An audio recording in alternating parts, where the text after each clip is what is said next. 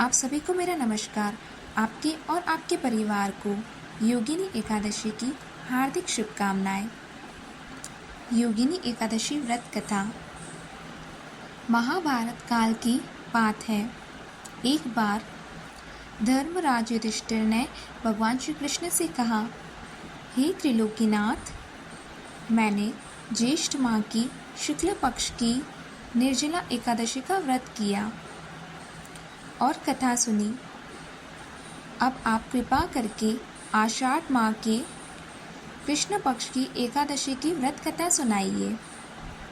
इस एकादशी का नाम तथा महात्म्य में क्या है, यह सब आप मुझे विस्तार पूर्वक बताइए।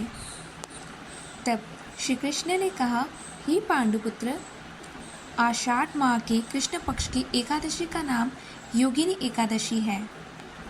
इसके व्रत से सभी पाप नष्ट हो जाते हैं और यह व्रत इस लोक में भोग तथा परलोक में मुक्ति देने वाला है। हे धर्मराज, यह एकादशी तीनों लोकों में प्रसिद्ध है। इस व्रत को करने से सभी पाप नष्ट हो जाते हैं। मैं तुम्हें पुराण में कही गई कथा सुनाता हूँ, ध्यान पूर्वक श्रवण करो। कुबेर नाम का एक राजा अलकापुरी नाम की नगरी में राज करता था। वह शिव भक्त था। उनका हेम माली नामक एक यक्ष सेवक था जो पूजा के लिए फूल लाया करता था।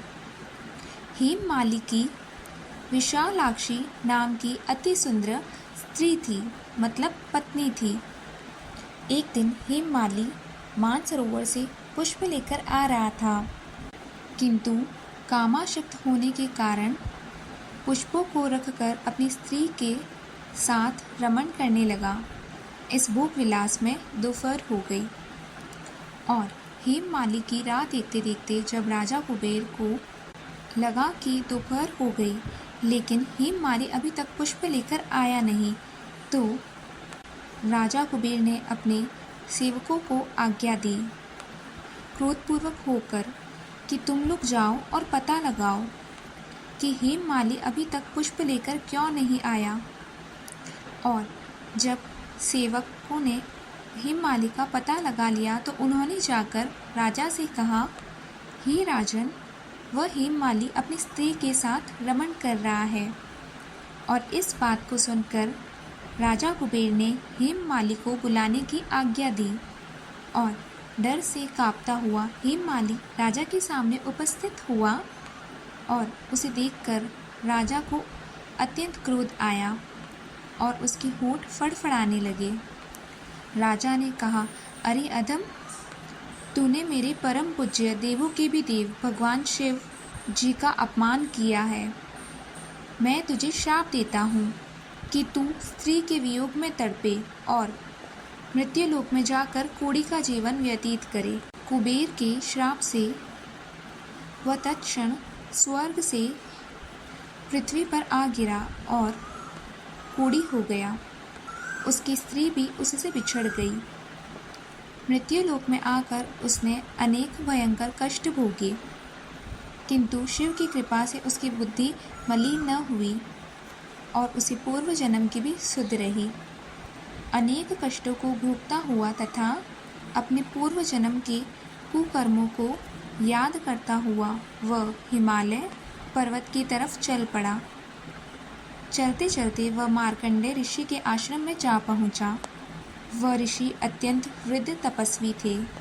वह दूसरे ब्रह्मा के समान प्रतीत हो रहे थे और उनका वह आश्रम ब्रह्मा की सभा के सम्मान प्रतीत हो रहा था।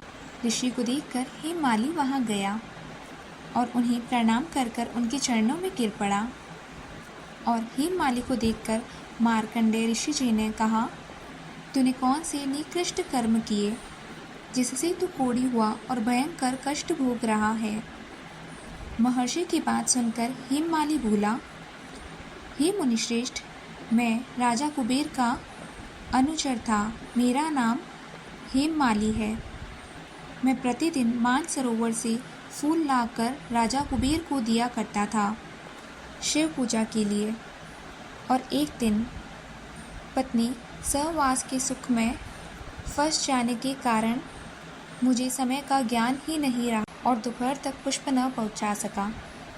तब उन्होंने मुझे श्राप दिया कि तू अपनी स्त्री का वियोग और मृत्युलोक में जाकर कोढ़ी बनकर दुख भोग। इस कारण मैं कोढ़ी हो गया हूँ तथा पृथ्वी पर आकर भयंकर कष्ट भोग रहा हूँ। अतः कृपा करके आप मुझे कुछ ऐसा उपाय बताएं जिससे मेरी मुक्ति हो।